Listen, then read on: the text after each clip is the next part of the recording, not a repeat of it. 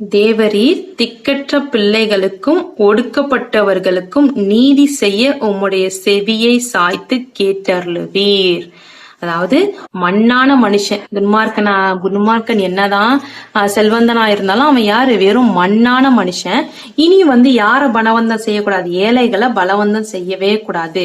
செய்யாதபடிக்கும் திக்கற்ற பிள்ளைகளை ஒடுக்குகிறவர்களுக்கும், திக்கற்ற பிள்ளைகள் இப்போ ஒரு வசதி வாய்ப்பு இல்லாம குடும்ப கஷ்டத்துக்காக வேலைக்கு வர்றவங்க, அடிமையா இருக்கிறவங்க, இவங்களுக்கு எஜமான்கள் என்ன பண்றதுன்னா அவங்களுக்கு அதிகமான வேலை பலுவை கொடுக்கறது, கூலிய குறைச்சு கொடுக்கறது, அவங்கள ரொம்ப அவமானப்படுத்துறது, நீ அவங்களுடைய வேலையை குறை சொல்லிக்கிட்டே இருக்கிறது, அவங்கள மற்றவர்களை முன்னாடி நிந்திக்கிறது, அவங்கள ரொம்ப கஷ்டப்படுத்தி, ஏன்னா இவங்க இந்த வேலையை விட்டும் போக மாட்டாங்க, அவங்களுடைய குடும்ப சூழ்நிலை நிமித்தமாக என்ன பண்ண மாட்டாங்க, வேலையை விட்டு போக மாட்டாங்கன்ற தைரியத்துல அவங்கள ரொம்ப கஷ்டப்படுத்தி திக்கற்ற பிள்ளைகளை ஒடுக்குறாங்க.